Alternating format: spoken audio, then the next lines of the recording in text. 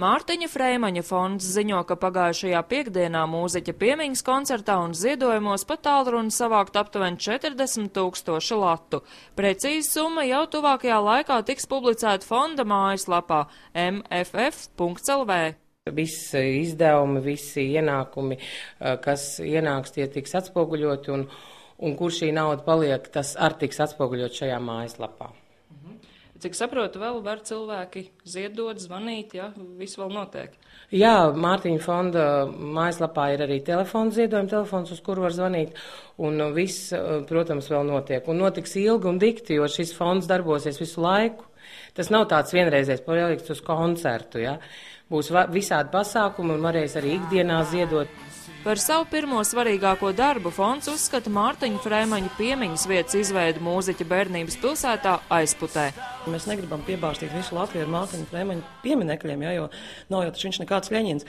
Taču tā galvenā vieta, ja, tā piemiņas vieta, šis objekts vīdes tiek veidots Aizputē, lai tie, kas gribētu Mārtiņu satikt, pabūt ar viņu kopā, atcerēties, būtu viņiem jābrauc uz šo te Aizputi, jo staigāt pa Aizputas ieliņām, pa šiem maziem tiltiņiem un staigāt pa Misiņkālu, viņi arī sajūtīs Mārtiņu, un tās ir tās vietas un takas, kur Mārtiņš ir tūkstošiem un miljoniem reižu staigājis, izstaigājis, kur viņš iespējams ir sapņojis un izsapņojis savus nākotnes plānus.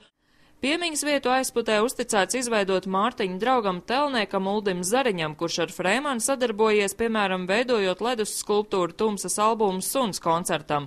Vēl Aizputē paredzēts piestiprināt piemiņas plāksni pie mājas, kur bērnībā dzīvoja Mārtiņš Freimans. Savukārt, kā mūziķa piemiņa tiks iemūžināta Liepājā, vēl nesot izlemts.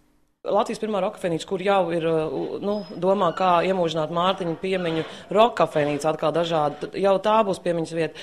Protams, mēs arī domājam, kā kaut kādu vēl vides objektu, teiksim tā, jo tās vietas, Mārtiņš ir tas unikums, viņā ir tas paradoks, ka viņš ir bijis tik daudz un visiem svarīgs, ka ir svarīgi, jā, Liepājā, jā, Rīgā.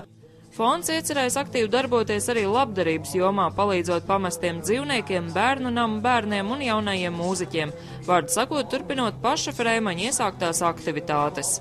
Nevis pārskaitot vienu konkrētu summu kaut kādai iestādē, kas par to rūpējās un visu aizmirstam.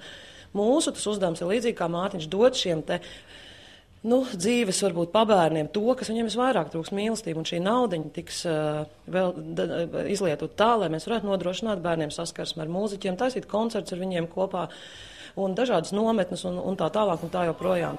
Mārtiņa Freimaņa fonda ziedojuma tālrunis, kā arī konta numurs atrodams fonda internetu mājaslapā.